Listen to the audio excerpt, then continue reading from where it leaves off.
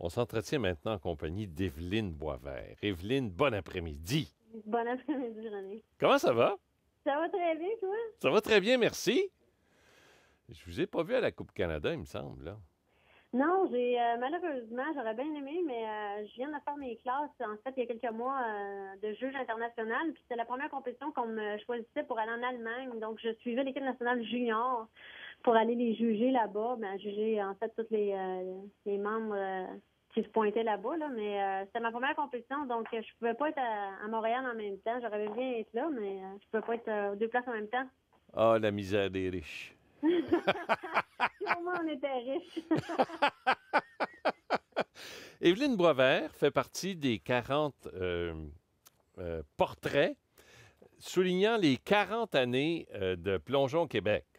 Mais elle en est aussi la présidente de Plongeon Québec. Avant qu'on parle, que l'on revienne sur les faits marquants de ta carrière et sur ce caractère qui vaut le titre d'ailleurs du portrait, La femme à la discipline de fer. OK?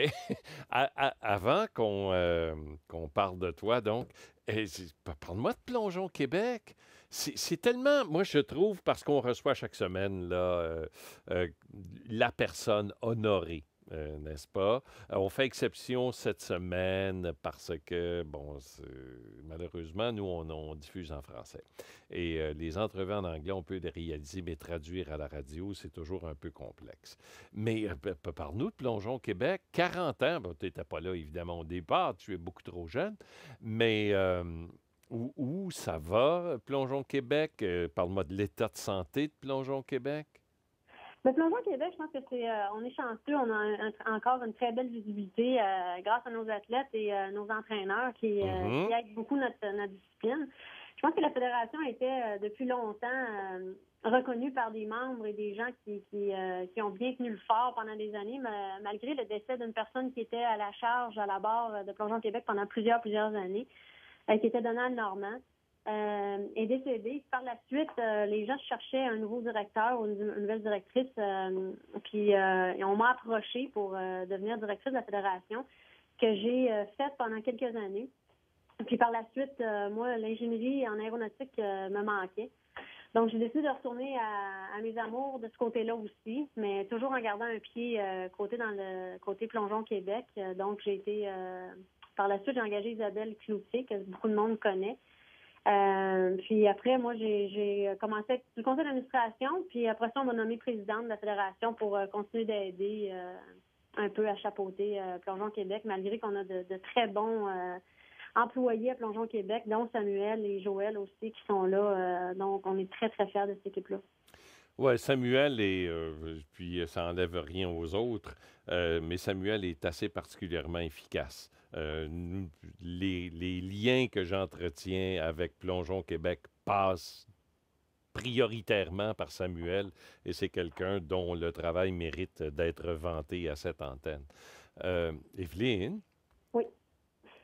comme ça, jeune, là, très jeune, te souviens-tu à peu près à quel âge? Très jeune, toi, tu as dit, moi, je voudrais être plongeuse.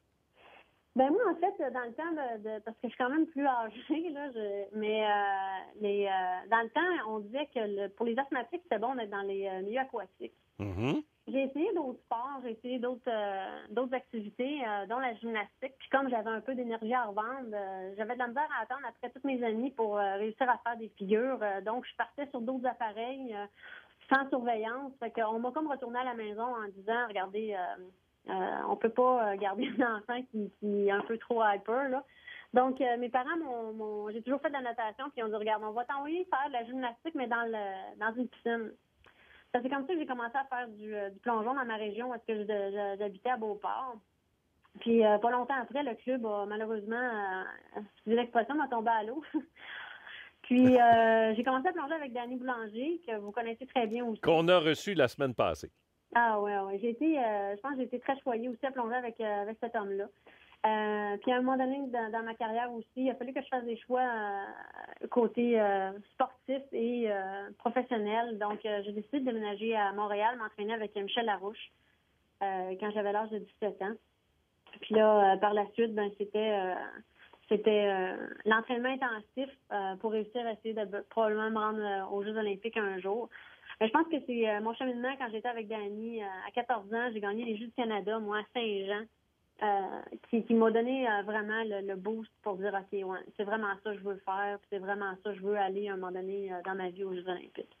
Ouais, quelqu'un qui s'est entraîné avec Dany Boulanger, on est sûr d'une chose, là, il sait c'est quoi s'entraîner. Oui, il sait c'est quoi s'entraîner, puis je pense qu'il donne une très bonne base côté musculaire et patron-moteur qu'on appelle pour les différents athlètes. Puis il m'a transféré beaucoup sa passion. Moi, c'est la passion de cet homme-là qui m'a transféré, qui m'a donné. Je pense que j'ai réussi à peut-être maintenant, moi aussi, à dégager à d'autres athlètes, à d'autres entraîneurs ou à d'autres officiels maintenant aussi. Sa passion m'a beaucoup, beaucoup motivée dans le temps que j'étais justement à ces âges-là, 14, 15, 16 ans. C'est à un âge où est-ce que tu peux complètement bien virer ou mal virer, comme on dirait. Hein? Mm-hmm. Moi, je pense qu'un homme comme Dany m'a beaucoup aidé à ces âges-là. Donc là, avec la passion puis le sens du travail, parce que Dany lui-même, c'était un bourreau de travail et d'entraînement, tu t'amènes à Montréal auprès de Michel Larouche, dont l'approche, que je sache, est très différente. Il n'est pas moins passionné. Non, non, non. mais l'approche est quand même différente, je pense. Oui, l'approche est différente. Je pense que dans mon cas, j'étais rendue à un âge où est-ce que j'avais besoin d'un petit peu plus d'heures d'entraînement puis un peu plus de torque. Dany était très doux avec moi. Il est hippie, c'est bords. C'est ça. Fait que moi, j'avais besoin d'un petit peu plus de torque, un peu plus de... Il fallait casser un peu plus mon caractère. Puis je pense que Michel, dans ce cas-ci, était ce que j'avais besoin. Puis je me suis posé plusieurs fois, je me suis demandé comment ça que j'étais rendue à Montréal toute seule à m'entraîner avec cet homme-là, mais ça a été très bénéfique dans mon cas, sincèrement. Je regrette rien. Puis j'ai eu une très belle expérience avec Michel. Puis je pense que je suis aussi la femme que je suis aujourd'hui grâce à mon père, grâce à Dany, grâce à Michel. C'est ces hommes-là dans ma vie qui m'ont beaucoup, beaucoup dirigée, guidée. Et formé. Fait que je remercie ces hommes-là. Et à ce moment-là, tu sais, moi aussi, j'aurais aimé ça aller aux Olympiques, mais j'ai su tout de suite que, tu sais, aucune chance. J'y suis allé comme commentateur. Ça, je savais que j'avais beaucoup de chance. J'ai su déceler où était le talent. Il était dans le commentaire. Mais à ce moment-là, déjà, tu sais que c'est un rêve que de penser aux Jeux olympiques, mais en même temps, tu vois bien, tu participes à des compétitions internationales, tu vois ton rendement, tu te dis, bon, allons aux Olympiques, sauf que ça ne se fait pas aussi facilement qu'on le croit. Ça a été difficile pour toi d'atteindre les Jeux olympiques. Je pense que c'est difficile pour tout le monde. À un moment donné, on a du talent, oui, mais dans mon cas, moi, il fallait que je travaille très, très fort aussi pour réussir à performer. Puis j'avais aussi, on a eu des différentes difficultés côté blessures, comme bien d'autres athlètes. Il a fallu toujours essayer de surmonter ça, puis jongler un peu avec tous ces horaires-là de blessures, avec les horaires de compétition, puis les horaires d'entraînement. Quand est-ce qu'il faut, on appelle ça piquer, comme dans le milieu du sport, là. Donc, Michel a réussi à jongler avec moi beaucoup autour de ça. Puis il y avait aussi, moi, ma contrainte d'école. Je n'avais pas question que je lâche l'école pendant 4-5 ans pour le plongeon, malgré que le plongeon était ma priorité. Mais je croyais beaucoup à ma carrière professionnelle aussi à ce moment-là, donc je voulais pas lâcher complètement l'école. Fait qu'il fallait aussi jongler autour de ça. Et tu t'es quand même, on parlera du volet professionnel de ta vie qui est pour moi autant fascinant que ta carrière d'athlète. Tu te retrouves donc aux Jeux olympiques de 1992, aux Jeux olympiques de Barcelone. Ouais. J'ai le texte sous les yeux.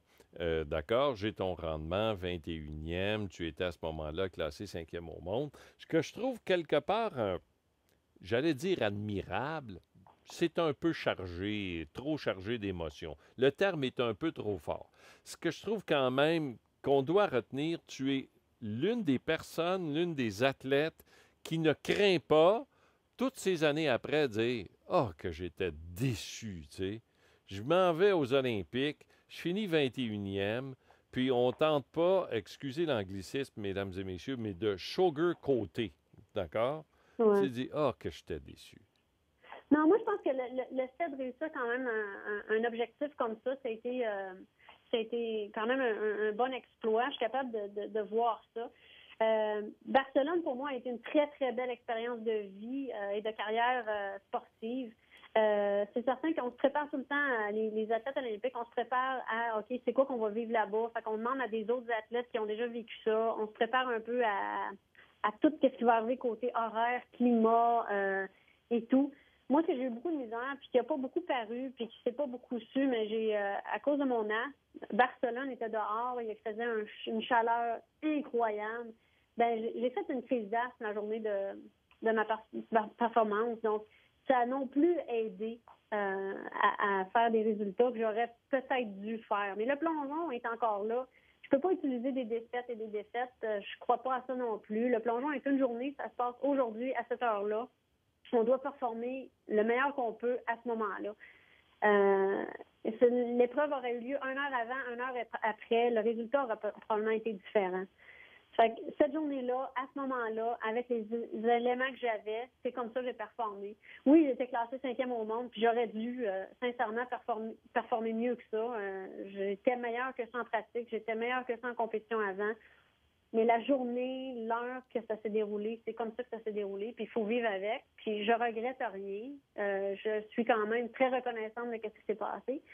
Puis encore, je suis la personne que je suis aujourd'hui grâce à ce que j'ai réussi à acquérir pour atteindre ce but-là.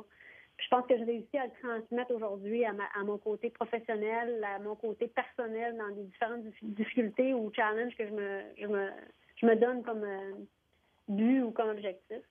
Fait que pour moi, je suis que grandissante de tout ça. Et puis là, ta carrière t'amène ingénieur en aéronautique. Oui. Là, si on faisait de la psychologie à 5 cents, OK? Non, mais tu vois tout de suite la différence entre le désir de voler puis celui de plonger. Oui, mais je vais vous dire que le plongeon, c'est quand même un sport un peu, pas les gros sports extrêmes, mais c'est quand même un peu extrême parce qu'à chaque plongeon qu'on fait, il y a quand même une difficulté, puis il faut quand même être très, très alerte à ce qu'on fait dû au danger. Fait qu'on a une montée d'adrénaline tout le temps, à chaque plongeon. C'est certain qu'à un moment donné, on vient qu'on acquiert une sécurité, qu'on dirait, mais on a quand même toujours une montée d'adrénaline. Puis moi, je me suis dit aussi, quand je compétitionnais puis je voyageais, j'avais toujours peur de voler. J'avais toujours peur de me rendre en compétition. On vous demandera à mes collègues avec qui je m'entraînais puis que je compétitionnais. Puis je me suis dit, un jour, je vais savoir comment cette affaire-là réussit à voler, puis comment on réussit à faire des performances avec un engin comme ça. C'est comme ça que je me suis rendue en aéronautique, puis que j'avais dans la tête que je réussirais, parce qu'encore là, c'est un milieu contingenté, difficile, l'aéronautique, il ne faut pas se le cacher. Puis je m'étais dit ça, moi, quand quelqu'un m'avait dit non, les femmes ne réussissent pas là-dedans, oublie ça, ça m'a encore plus donné le goût qu'il fallait que je le réussisse, puis il fallait que j'y aille. Ouais, c'est la dernière chose qu'on dit à Évelyne Boisvert, ça. Puis là, aujourd'hui, ben, j'ai quand même un très bon emploi à Bombardier. Je considère que ma job, c'est une superbe de job. J'adore ce que je fais, j'adore ce qui se passe là-dedans. J'ai encore beaucoup de challenges à chaque jour. Donc, j'aime beaucoup ce que je fais, ce que je vis. Puis encore, tout ce qui est relatif au plongeon, j'ai la chance de pouvoir rester affiliée à tout ça. Que ce soit pour aider des juges, que ce soit en jugeant au niveau national, international, que ce soit en tant que présidente de la fédération, j'essaie d'aider nos membres, nos gens à essayer de progresser et à évoluer là-dedans. Puis j'ai encore à apprendre. C'est ça qui est le fun. Donc, on peut escompter te voir pour plusieurs années encore au bord de la piscine. Malheureusement, oui. J'aime encore trop ça. Je ne peux pas quitter encore. Puis il y a des gens encore comme Dani, comme Michel, comme Isabelle, comme je pourrais vous en nommer beaucoup. On est une famille de plongeons qui reste c'est quand même un petit sport malgré l'ampleur des fois que ça a. Puis on réussit à voir des gens comme toi, René, qu'on voit régulièrement, qui est le fun. Puis fait que moi, c'est ça, c'est cette passion-là que j'aime à rester dans ce sport-là. Fait que non, je compte pas lâcher encore ce sport spécifique-là, malgré que maintenant, nouvellement, sur le conseil d'administration de Sport Québec, je vais essayer de voir un autre aspect du sport au Québec. Donc, je vais essayer de m'impliquer autrement dans le sport. Evelyne, comment te dire merci d'une autre façon que merci? Euh, Merci beaucoup d'avoir été des nôtres cet après-midi, d'avoir partagé ces émotions avec nous. Au plaisir de te retrouver au bord d'une piscine très bientôt. Ben oui, je tiens à te remercier aussi, René, pour l'intérêt que tu as à notre sport et au sport en général, mais à notre sport, le plongeon. Je te remercie beaucoup pour tout ce que tu fais pour notre sport. C'est grandement apprécié. Ben merci et bonne journée, Evelyne. Bonne journée à toi. Salut! Au revoir. Vous écoutez Sport Extra au 156 sur Sirius, une radio branchée sur le sport, avec une équipe d'animateurs et de chroniqueurs passionnés. Toute l'actualité sportive sur Sport Extra, la radio des sports de Radio-Canada.